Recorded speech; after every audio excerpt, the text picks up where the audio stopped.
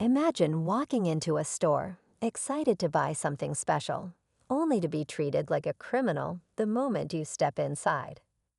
That's exactly what happened to 17-year-old Marcus, a high school senior with big dreams and a kind heart. He had saved up for months to buy his mom a beautiful necklace for her birthday. But instead of being greeted with smiles, he was met with suspicious stares. And before he even had a chance to browse, the store staff had already made up their minds about him. It started the second he walked in. The security guard at the entrance, a tall man with a stiff posture, narrowed his eyes as Marcus entered. A saleswoman behind the glass counter whispered something to her coworker, and they both kept their eyes locked on him as he moved through the store. At first, Marcus didn't notice. He was too busy admiring the sparkling jewelry under the bright lights, imagining the look on his mom's face when she opened her gift. But then he felt it, the heavy weight of judgment in the air. The way the employees avoided eye contact but never stopped watching him. When Marcus finally approached the counter, ready to ask about a necklace he had spotted, the saleswoman took a step back. Her voice was sharp, her expression cold. "Can I help you?" she asked, but there was no warmth in her tone. Marcus smiled, trying to be polite. "Yeah, I'd like to see that silver heart pendant, please." Instead of showing him the piece, she hesitated, glancing at her coworker. "Do you even have money for something like this?" she asked, her words cutting deeper than she probably realized. Marcus felt his stomach drop. He wasn't expecting that. He reached into his pocket and pulled out the neatly folded bills he had worked so hard to save. "Yes, ma'am," he said, keeping his voice steady, though he could feel his face burning. But it didn't matter. She had already made up her mind. She turned away and muttered something under her breath.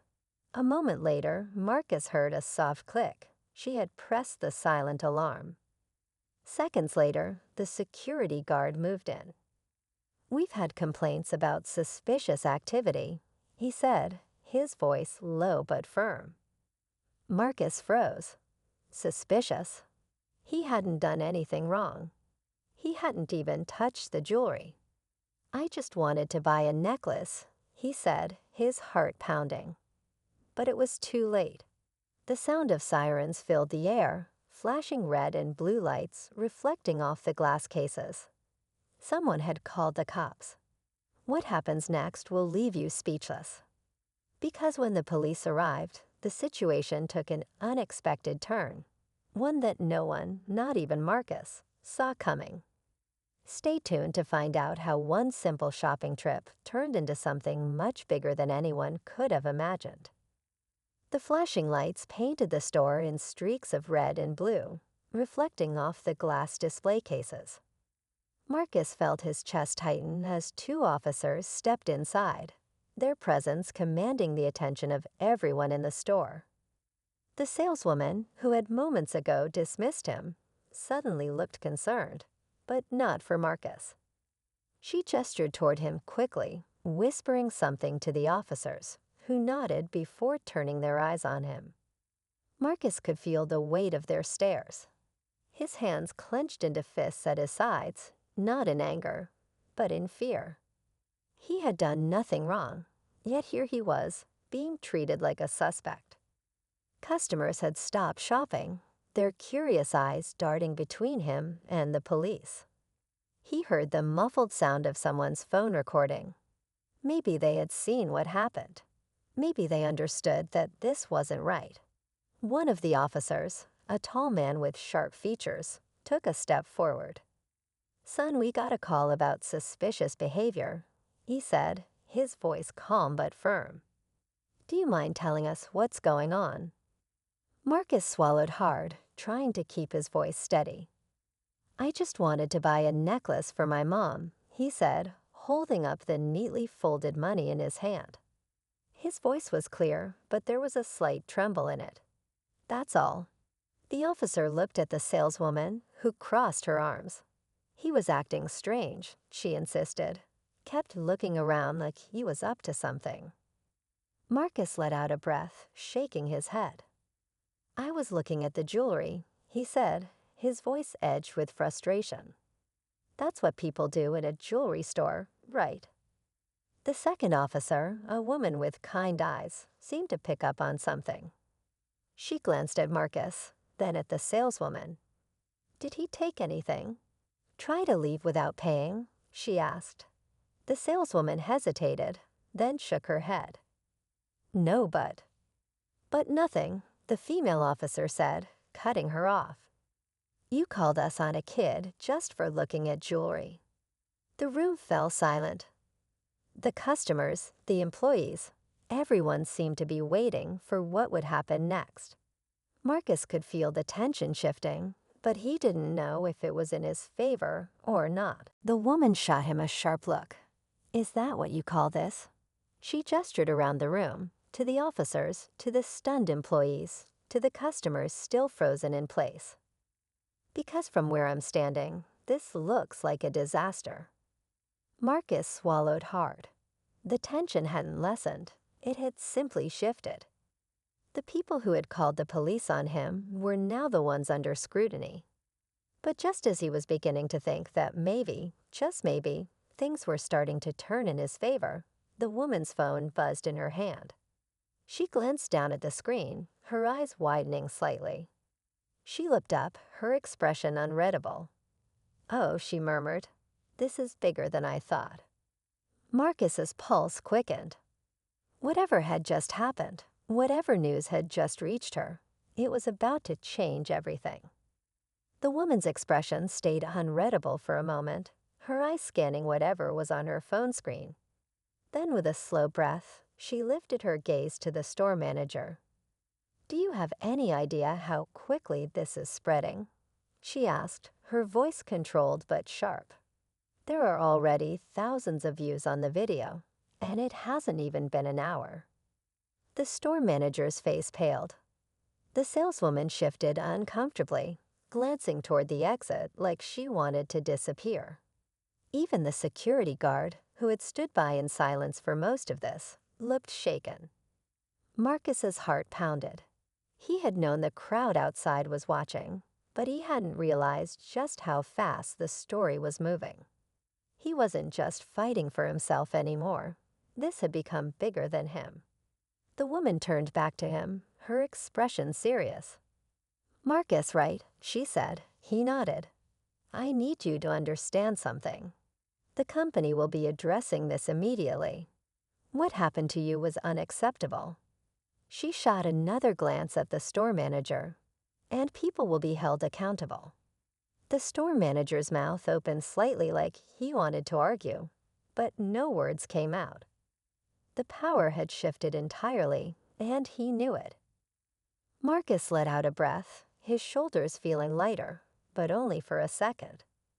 Because even with everything happening, even with people finally paying attention, one thought still lingered in his mind. "This isn't just about me," he said, his voice steady. The woman tilted her head slightly, listening. "How many other people have been treated like this? How many walked away feeling humiliated because no one was watching?" The store fell silent. It was a question no one wanted to answer. The woman nodded slowly, her gaze heavy with understanding. "You're right," she said, "and that's something we need to fix." The weight of her words hung in the air, but before anyone could respond, another voice cut through the room. "We want to hear it from Asterisk the Masterisk." Marcus turned to see a man from the crowd stepping forward, phone still in hand. "It's great that corporate wants to fix this, but what about the people who started it?" he asked, eyes flicking to the saleswoman and the security guard. "Are they going to own up to what they did?"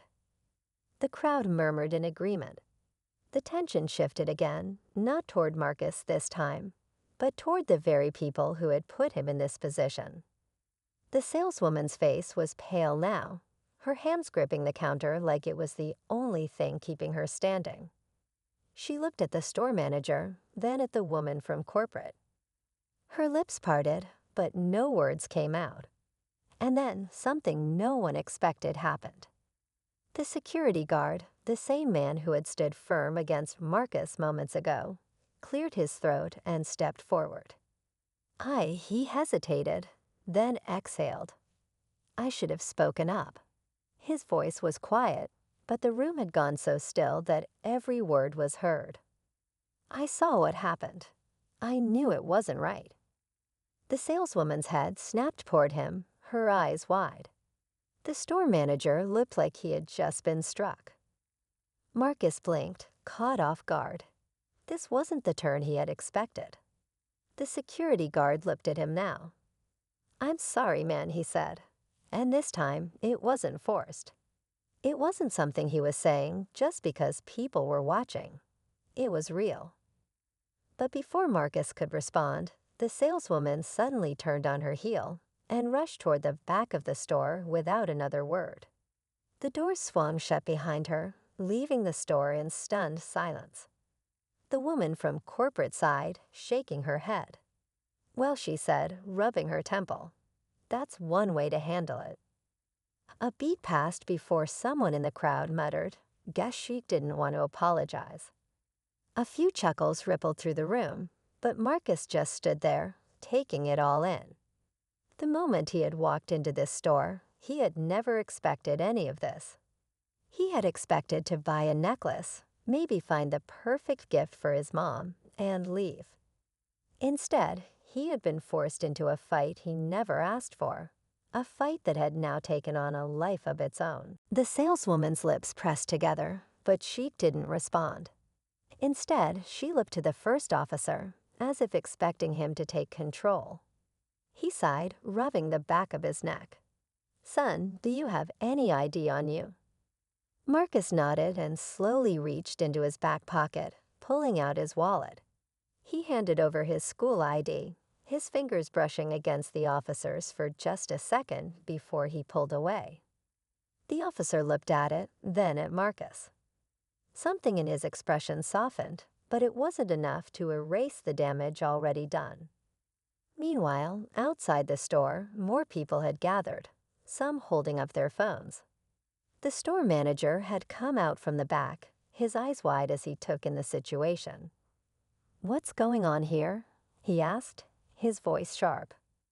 Before anyone could answer, something unexpected happened, something that no one, not even Marcus, saw coming. The store manager's voice cut through the heavy silence, and everyone turned to look at him. He was a middle-aged man with a neatly pressed suit, his expression shifting between confusion and concern. His eyes landed on Marcus, then the officers, and finally the saleswoman, who looked uncomfortable under his gaze. "I'd like to know that too," the female officer added, still holding Marcus's school ID. From what I can tell, this young man was just shopping. The saleswoman hesitated, her confidence slipping. She opened her mouth as if searching for an excuse, but the weight of the growing crowd outside the store, the flashing phones capturing every second, made her falter. I just thought he looked suspicious," she finally muttered, but her voice wasn't as firm as before. Marcus clenched his jaw. He had stayed quiet long enough, but hearing her struggle to justify her actions made something in him snap. "Suspicious how?" he asked, his voice steady now. "Because I walked in here alone. Because I didn't immediately buy something. Or was it because I don't look like the people you expect to shop here?" The store manager's eyes widened slightly, and a few of the customers murmured amongst themselves. The tension in the room thickened, but Marcus wasn't done. "I worked all summer to save up for this gift," he continued, his voice louder now. "I came in here to buy something special for my mom. But instead of treating me like a customer, you called the police on me." The saleswoman's face turned red, but she said nothing. The store manager sighed and turned to her. "Is this true?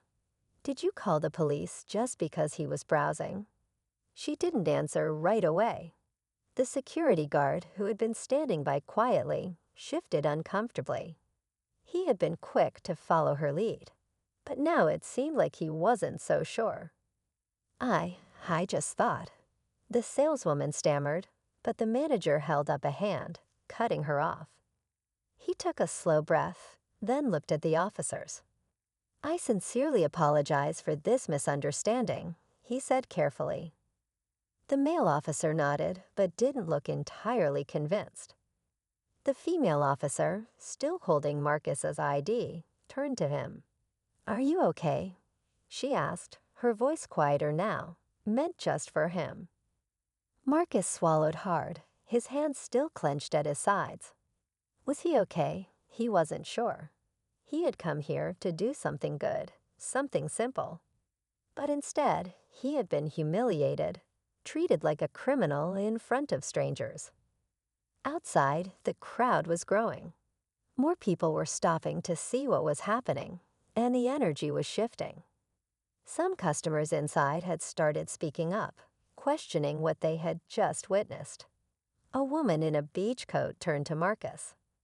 "I saw the whole thing," she said. "This isn't right." Marcus's heart pounded. For the first time since the police had arrived, he felt something other than fear. He felt anger.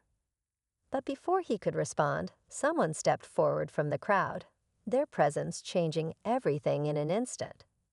The store felt like it was holding its breath. Every eye was on Marcus, the officers, and the store employees.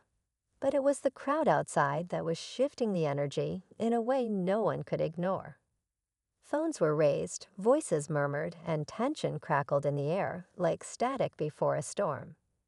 Then a voice rang out. "I recorded everything," said a young woman from the crowd. She stepped forward, holding her phone up. Everyone saw what happened. Marcus's heart pounded as the woman's words settled over the room. The store manager's jaw tightened. The saleswoman's face drained of color. The security guard looked like he wanted to step back, to disappear into the background, but it was too late. The truth had already spread beyond the walls of the store. The male officer shifted uncomfortably and glanced at his partner.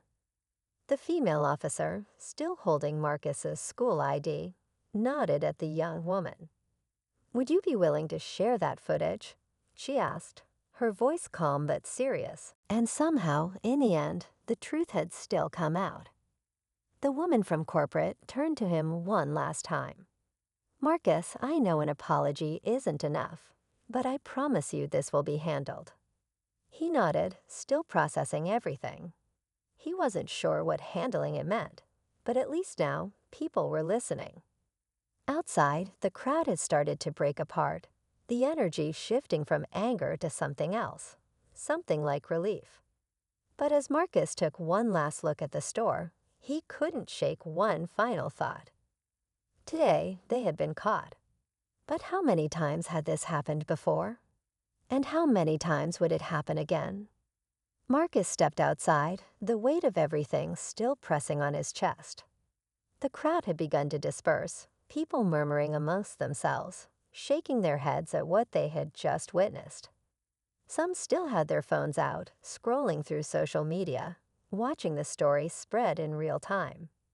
He took a deep breath, feeling the crisp air hit his skin. The officers had left, the security guard had backed away, and the store manager stood inside, rubbing his temples as if trying to figure out how everything had fallen apart so quickly. The woman from corporate was still there, speaking in hushed but firm tones to another employee, likely making sure the store took immediate action. But Marcus, he was just standing there, trying to process what had just happened. He had come in to buy something special for his mom, something to make her smile. Instead, he had been treated like he didn't belong, like he was a problem that needed to be removed. And yet, somehow, by the end of it, the truth had come out. Not because he had fought harder than he should have had to, but because people had been watching. Because the world had refused to look away. A familiar voice pulled him from his thoughts. "You all right?" Marcus turned to see the woman who had first recorded the incident standing beside him. She had tucked her phone away now, but her expression was still serious, still searching. "I don't know," Marcus admitted honestly. "I guess I should feel better now, but I don't know." She nodded like she understood. "What happened in there wasn't okay," she said. "But you didn't just stand there and take it. You spoke up, and people listened." Marcus let that sink in. He had spoken up. And for once, people had actually listened. The woman from corporate stepped outside just then, her eyes scanning the area before landing on him. She walked over, her posture still holding that same authority. But this time, her voice was softer. "Marcus, before you go, I want to make sure you know that this isn't over on our end," she said. "I know you probably don't trust a company to fix something like this, but I mean it. This isn't going to be swept under the rug." Marcus searched her face, looking for anything that suggested this was just damage control. But there was something in her expression that told him she really did mean it. He nodded. "I hope so." She gave him a small, understanding smile. "And for what it's worth, your mom's lucky to have a son like you." Marcus felt something in his chest tighten. He had almost forgotten why he had come here in the first place. He looked down at the money still clutched in his hand. After everything, he still hadn't bought a gift. The woman seemed to notice. "Go somewhere else," she said, as if reading his mind. "Somewhere that actually deserves your business." Marcus exhaled, then nodded again. Without another word, he turned and walked away from the store, leaving it behind. As he made his way down the street, the weight on his shoulders felt a little lighter. What had happened today would stick with him forever. But he also knew this wasn't just about him anymore. His story had already left the store. It was out in the world now, and people were paying attention. And maybe, just maybe, that meant something would finally change.